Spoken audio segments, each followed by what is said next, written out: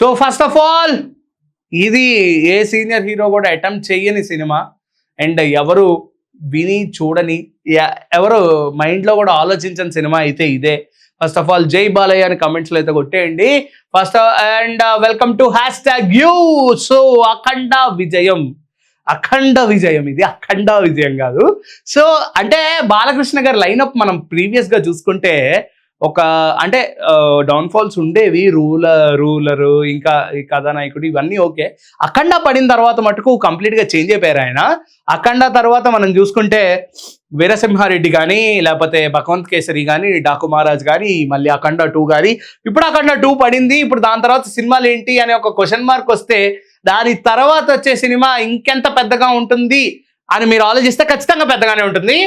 Because Gopichand Malineni గారు ఎవరైతే ఉన్నారో ఆయన Bombay mass mafia back drop లో ఒక సినిమా అయితే తీయబోతున్నారు. అది కూడా నెక్స్ట్ లెవెల్ గా అలరించబోతుందని కూడా మనకు తెలుస్తుంది. అండ్ దాని తర్వాత వచ్చేసి హనీఫ్ అదేని మనం ఆల్రెడీ మాట్లాడుకున్నాం దీని గురించి, ఒక రక్తపాతం అనే ఒక సినిమా మనం చూడబోతున్నాం అని కూడా తెలుస్తుంది. అండ్ దాని తర్వాత వచ్చే సినిమా హరీష్ శంకర్ గారితో నాగవంశీ గారి ప్రొడక్షన్ లో సినిమా అయితే లాక్ అయ్యింది. అండ్ పూజా శర్మని కూడా త్వరలో మనం చూసే అవకాశాలు కూడా ఉన్నాయని కూడా మొన్నే మాట్లాడుకున్నాం. ఇప్పుడు ఇంకొక క్రేజీ కాంబినేషన్, బాలకృష్ణ గారు ప్రతి జానర్ని ఎక్స్ప్లోర్ చేస్తున్నారు అదే స్టైల్తో అదే స్వాగ్తో. ఇవన్నీ చూస్తుంటే ఇంకోసారి జై బాలయ్య అని అనాలనిపిస్తుంది. ఎందుకంటే ఏ సీనియర్ హీరో కూడా ఒక మాస్ మాఫియా బ్యాక్ డ్రాప్, దాని తర్వాత రక్తపాతం లాంటి, అండ్ ఇంకోటి హరీష్ శంకర్ గారితో మంచి family entertainer factionist back drop లో ఇవి చూసిన తర్వాత వివేక్ ఆత్రేయ గారి సినిమాలు మనం ఫిల్మోగ్రఫీలు చూసుకుంటే బ్రోచేవారు ఎవర్రా కానీ అంటే సుందరానికి కానీ ఈ సినిమాలు చూసేకి అసలు వివేక్ ఆత్రేయ గారు బాలకృష్ణ గారిని హ్యాండిల్ చేయగలుగుతారా అనే ఒక క్వశ్చన్ మార్క్ ప్రెసెంట్ చాలా మందిలో వచ్చిన బాలకృష్ణ గారి గట్స్ కి మెచ్చుకొని వివేక్ ఆత్రేయ గారు సక్సీడ్ అవుతారనే ఒక మాట ఏదైతే ఉందో అది ఈ రోజు నెట్టింట బాగా వైరల్ అవుతుంది. ఎందుకంటే ఈ మనిషి ఎవరైతే డేర్ చేయకపోయి ఉండుంటాడో ఇలాంటి డైరెక్టర్స్ కానీ వాళ్ళకి సీనియర్ హీరోస్తో డైరెక్ట్ చేసే అవకాశాలు దక్కేవి కాదు. అలా ప్రూవ్ చేసిందే భగవంత్ కేసరి కూడా. అనిల్ రావిపూడి గారితో వెంకటేష్ గారు ఆల్రెడీ F2 F3 అవి చేసిన భగవంత్ కేసరి లాంటి ఒక స్ట్రాంగ్ నోటబుల్ ఫిలిం చేసిన తర్వాతే మళ్ళీ ఒక ఫ్యామిలీ జోనర్స్లో ఎక్స్ప్లోర్ చేయొచ్చు అని చెప్పి మళ్ళీ సంక్రాంతికి వస్తున్నాం ఇలాంటి సినిమాలు మళ్ళీ సీనియర్ హీరోస్తో స్టార్ట్ చేశారు. సో బాలకృష్ణ గారు ఇచ్చే ధైర్యం ఏదైతే ఉందో అది యంగ్ జనరేషన్ డైరెక్టర్స్కి ఒక మంచి మైల్ స్టోన్ గా నిలవబోతోంది. అండ్ అది పక్క నిలుస్తుంది అని కూడా మనం చెప్పుకోవచ్చు.